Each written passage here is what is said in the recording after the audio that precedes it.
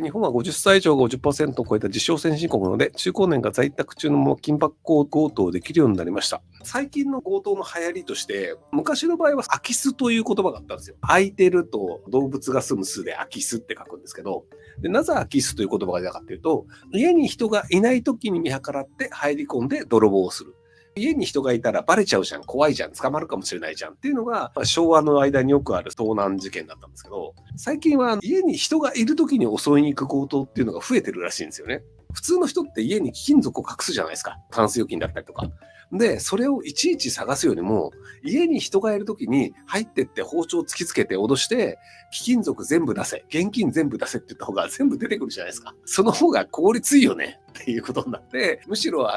田舎の方で大きな声や物音がしたとしても、周りが気づかないところで、1人か2人で暮らしている。やっぱ3、4人で暮らしていると何が起こるかわからないので、抑えるのにもやっぱそれなりに人数必要なので、なんで1人暮らしとか高齢者2人ぐらいとかだと、男性3人いれば全然抑えられるよねっていうのがあったりするので、なのでそういうところで、それなりに土地家屋を持ってたらきっと金は持ってるだろうと。銀行まで遠いとかの地方だと、タンス預金だったりとか、貴金属的なのを持ってる可能性高いよねっていうので、一戸建てを襲うっていうので、日本の一戸建てって基本的には庭空いてたりとか、普通にベランダの方とかガラス割ったらすぐ入れるとかで、防犯というほどの防犯能力はほぼないんですよ。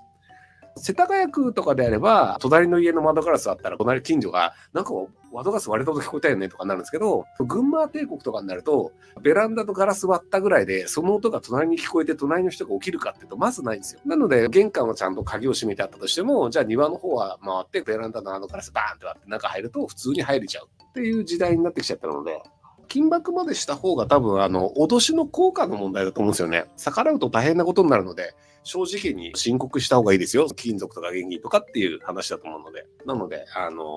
僕だから一軒家で暮らしたいと思ったこと一度もないんですよね。いくらで買っちゃった人はね、なるべく貧乏そうに見せてください。お金持ってそうに見えると、近所の人があそこお金貯めてそうだよっていうなので、なるべく貧乏そうに暮らしてたいで。いやだから僕マンションとかでも最上階あんまり住みたくないんですよ。大体マンションとかって屋上は結構階段で登れるようになってたりするんですよ。屋上まで階段で登って、で、そこから最上階下ペントハウスとかだと、普通にベランダ側から入れちゃったりするんですよね。で、そこでベランダのガラスバーンとかって入るみたいなのが出てたりするので、防犯的に考えると、やっぱりちょっと最上階のマンションとか一軒家とかってねえよなっていうふうに僕は思ってしまうんですけど、でもなんか日本の人ってあんまりそういうの考えないで家買う人多いですよね。まあそれが日本が平和である証拠なのでいいことなのかもしれないですけど、タワマンは揺れるから大変っていうね。最近田舎の一軒家を強盗する3人組っていうのが組織的にやってるらしいんですよね。夜中の12時とかに家どんどんどんどんって来て、おじいちゃんねとかね。いやいやなんだろうと思って開けると、屈強な若者たちが抑えて、3人で抑え込んで縛って、で金のもの出せやって言って殺されるのが嫌だから金のものを言ってそれを持ってくっていうのが、同じような手口で複数人がやってるみたいなのがあるらしいんですよ。ある地域でね。でこれって捕まらないからやるんですよ。リスクはめちゃめちゃ高いんですよ。強盗だからね。一発で刑務所なんですよ。でも一発で刑務所に入るというのをやってもいいと思うぐらいお金がない若者が多いということと、あと日本のセキュリティって本来の意味のセキュリティではなくて、犯罪者にお願いをしてやらないでもらってる状態なんですよ。例えば日本の生垣っていう壁があるじゃないですか。あれただの植物なんですよ。だから普通に入ろうと思ったら入れるじゃないですか。ベランダとかにはガラスの窓のドアがあって、であれぶん殴ったらすぐ割れるんですよ。っていうので、本気で入ろうとしている犯罪者を止めることができないっていうのが日本ではセキュリティと呼ばれてるんですよ。でセコムとかのシール貼ってあったとしても、ガラス割って抑えられて金のもん出せって言われて、それ持って逃げ出したら、その後にセコムの人が来て泥棒ですかって言われて、泥棒ですって言ってもう手遅れじゃないですか。だからセキュリティって本来入らせないためのものなんですよ。でも犯罪者の人にどうか入らないでくださいっていうお願いをしてるだけで入れないようにしないっていうのが日本のセキュリティなんですよね。軽井沢にビル・ゲイツの別荘っていうのが完成したらしいんですけど、明らかに入れないように作ってるんですよ。ドアがシャッターでめちゃめちゃ高いんですよ。これどうやって登るねんみたいな。っていう感じで、本来の防犯っていうのは犯罪者が入れないようにするんですよ。でも日本の防犯はなぜか犯罪者の人にお願いですから入らないでくださいってお願いをしてるだけで、入った後にさあどうしようっていうのになってるんですよね。日本中そうなので、オレオレ詐欺とかの後は多分その田舎の通報しても警察がなかなか来ないよね。通報しても20分以上かかるよねっていうところで、住んでる人をがんじがらめにして、電話ですぐ通報できないようにして、例えばじゃあ僕が群馬に住んでるとするじゃないですか。で、岩手県の田舎とかにバーッと行って、で、踏んじばって金目のもの取って、群馬県に帰りました。見てる人が誰もいませんでした。移動で使った車も盗難車ですってなったら、もう多分捕まえようないんですよね。縛ってるから警察に通報もできないじゃないですか。電話線切っちゃうとかすれば、だともう翌朝なんですよ。そうするともう今更証拠調べとかもできないし、道路封鎖っていうのもできないので、もう泣き寝入りしかないと思うんですよね。っていうのが日本中そういう状態なんですよ。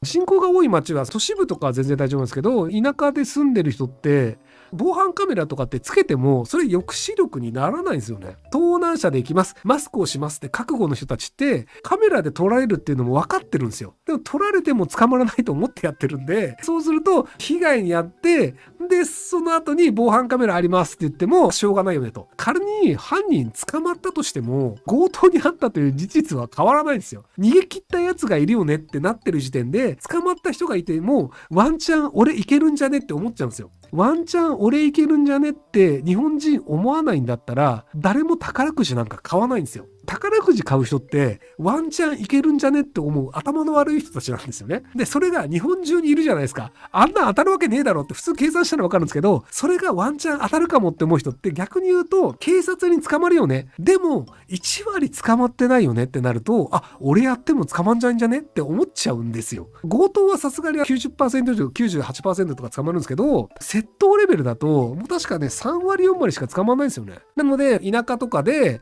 自転車に乗ってる人をぶん殴って倒して持ってるカバン持って逃げるとかってやると割と捕まらない確率の方が高いんですよ。っていうのが今の日本なのでね、なかなか日本は厳しいんじゃないかなと思うんですけども、変わらないですよね。すいません。巷で最近ガス点検強盗などが増えているんですが、やはり指示役ルフィが捕まったぐらいでは連続強盗はなくならないんでしょうか。またこれからこういった強盗は増えてくるのでしょうか。ひろきさんの見解をお聞かせください。オレオレ詐欺的なものが昔からずっとあって今でもあって、結局オレオレ詐欺あんまり捕まらないよね、ワンチャンで、その実行犯はなんか闇営業バイトみたいなの結構見つけられるから、しかも儲かるよねっていうのがあったりするので、なので結構今後も増え続けるんじゃないですかね。で実際その多分ルフィの上の人たちっていうのがいるんですけど、でそこのが誰なのかっていう話全然出てきてないんですよね。ルフィという人がフィリピンから指示を出していましたっていうところまでは逮捕されて分かってるんですけど、じゃあその強盗をして盗んだ貴金属とかを現金化した人は誰なのっていうのがまだ出てないんですよね。みんながみんなタンスの中に現金を入れてるわけじゃなくて、宝石だったり貴金属だったりとかを強盗は盗むんですよ。でそれを現金化するっていうのをやって、現金化した後にフィリピンに振り込みとかをしてたと思うんですけど、でそこの現金化をした人たちが誰なのか、実際じゃあその人たちが実態の売り上げが分かってるはずなんですよ。フィリピンの指示役だったルフィとしてはどれぐらいのものを盗んだか分かんないんですよ。例えばなんか強盗やったんだけどタンスに5万円しか入ってなかったんですよって言われたら、もうフィリピンのルフィは信じるしかないじゃないですか。でも実態としては貴金属のものとかいろいろ持ってて、フィリピンには5万円しか報告してないみたいなのが可能性としてはあるんですよね。じゃあ貴金属の交換っていうのをどうやってたか、ルフィが指示してたのかっていう話もないので、でルフィが指示してたってなると多分どういうところで金属交換してたみたいな話も出てくるはずなんですよ。仮にじゃあ御徒町の金属屋さんで換金しましたってあったら、お前その店気づいてたろ、そんなに一人が持ってきたらおかしいってわかるよねみたいなので、多分捜査網が入るはずなんですけど、今のところ換金がどこかみたいな情報が全く出てないとすると、多分換金役が誰なのかっていう情報がないんだと思うんですよね、警察の方で。なので結局換金役が一番儲かるんですよ。貴金属なんか持っててもしょうがないので、換金して現金を持って、でその現金を実行犯とかにも多分配ってたはずなんですけど、でルフィから振り込むっていうパターンもあったと思うんですけど、そこら辺の一番儲かってる人っていうのが未だに分かってないので、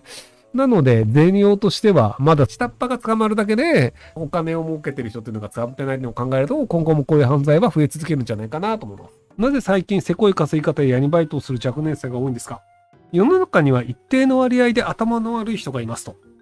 ただ頭の悪い人は頭が悪いので、頭のいい犯罪者との接点も昔は持ってなかったんですよ。地方に住んでます。頭が悪いです。お金欲しいです。でも、頭のいい犯罪者が地方に住んでる頭の悪い、何とかしてお金が欲しい人に連絡を取る手段がなかったんですよ。今だと闇バイト募集みたいな掲示板を作ることで、地方に住んでるお金が欲しい頭の悪い人と頭のいい犯罪者が連絡が取れるようになったんですよね。頭のいい犯罪者が、じゃあこれはすげえ儲かるバイトだよ。逃げ切れたらめっちゃ儲かるよ。捕まるかどうかはあなたの体力と運次第。